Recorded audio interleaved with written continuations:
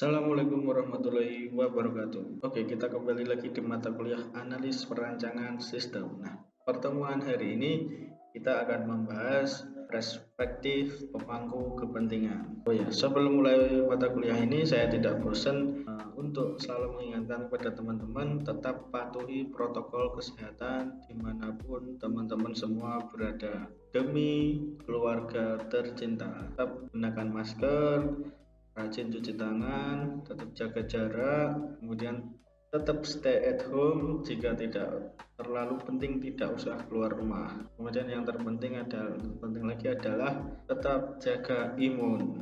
Oke, ini ada satu case dari subbab analis perancangan sistem, yaitu pemangku kepentingan. Ini diilustrasikan ada dua staf di salah satu perusahaan gitu ya. Nah, yang satu namanya adalah Bu Ida, dia adalah manajer produksi dari suatu perusahaan pengkalengan ikan. Dan yang satu lagi, yang laki-laki ini adalah Rahmat, staf IT satu perusahaan juga dengan Bu Ida.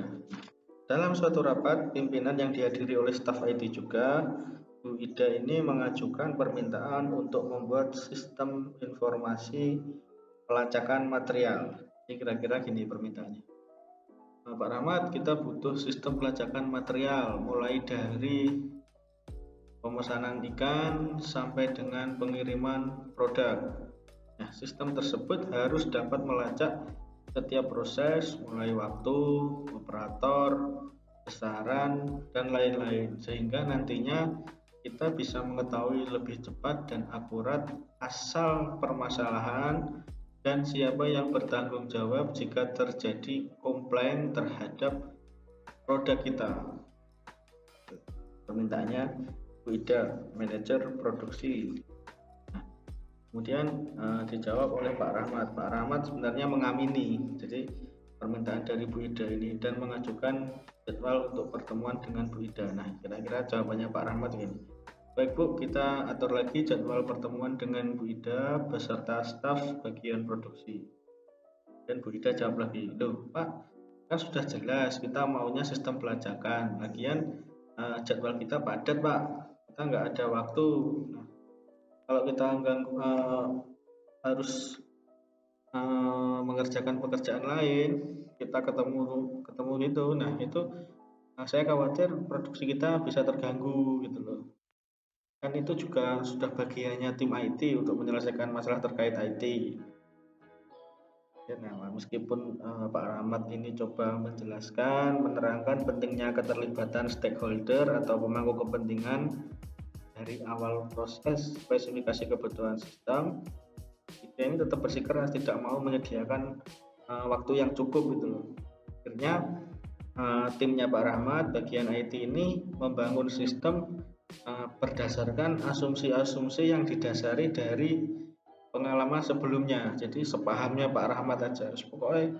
Pokoknya yang diminta gini, yos tak sebisa saya tak bikin, sepaham saya sebisa saya tak bikinkan. Situasi seperti ini seringkali terjadi dalam pengembangan perangkat lunak. Pelanggan atau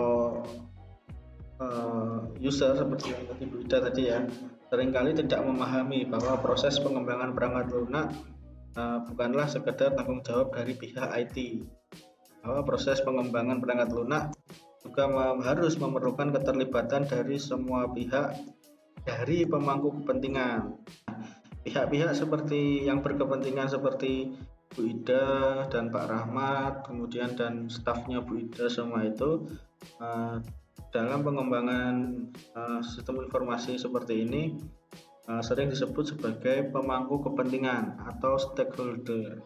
Dalam arti yang luas, pemangku kepentingan adalah setiap pihak yang memiliki kepentingan terhadap sesuatu dalam konteks perangkat lunak adalah proyek pengembangan perangkat lunak itu sendiri. Nah, kemudian dalam materi ini kita dapat mengklasifikasikan pemangku kepentingan seperti berikut ini. Ini adalah klasifikasi pemangku kepentingan dari sisi user atau klien atau pengguna, seperti yang tempatnya Bu Ida tadi ya. Yang pertama ada pelanggan, dan yang kedua adalah pemilik modal, yang ketiga adalah pemilik sistem, dan keempat adalah pengguna. Nah, pelanggan adalah seseorang atau organisasi yang memiliki jasa pengembangan software untuk mengembangkan suatu perangkat lunak tersebut. Dalam hal ini adalah pemilik modal atau pemilik sistem. Nah, kemudian yang kedua adalah pemilik modal, yaitu adalah seseorang yang atau sekelompok orang yang mendanai atau membiayai suatu proyek pengembangan perangkat lunak untuk tujuan tertentu, ya ini teman-teman. Dan yang ketiga adalah pemilik sistem itu sendiri atau seseorang atau sekelompok orang yang berperan sebagai pemilik sistem dari proses bisnisnya. Nah, yang direpresentasikan dalam sistem yang akan dibangun. Pemilik sistem ini mendapatkan keuntungan baik secara langsung maupun tidak langsung dari pengoperasian sistem yang bersangkutan. Nah, biasanya pemilik sistem ini si peminta, Pak, saya minta dibikinkan ini dong. Nah, itu seperti yang contohnya Bu Ida tadi ya. Nah, itu pemilik sistemnya adalah Bu Ida. Kemudian ada pengguna. Nah, pengguna ini adalah setiap orang secara langsung menggunakan atau mengoperasikan perangkat lunak tersebut. Nah, pengguna ini dalam contohnya Bu Ida tadi adalah stafnya Bu Ida ya. Bu Ida tadi kan manajer produksi. Nah, usernya yang pasti menggunakan sistem tersebut nanti adalah stafnya Bu Ida. Kemudian adalah selanjutnya klasifikasi pemangku kepentingan dari sisi pengembang atau software developer ya. Dan yang pertama adalah penyedia jasa atau vendor, yaitu seseorang atau sekelompok orang yang menyediakan teknologi jasa yang digunakan bagi pengembang atau pengoperasian perangkat lunak. Itu seperti misalkan vendor itu perusahaan software developer. Nah, dan yang kedua adalah pengembang developer atau sekelompok orang yang bertanggung jawab mengembangkan perangkat lunak, yang termasuk di dalamnya adalah project manager, kemudian sistem analis, programmer, dan staf pengujian atau quality assurance. Pengembang ini adalah orang atau staf atau pegawai di dalam vendor software developer gitu ya teman-teman. Dan ada juga ini analis sistem, kemudian ada juga programmer gitu ya.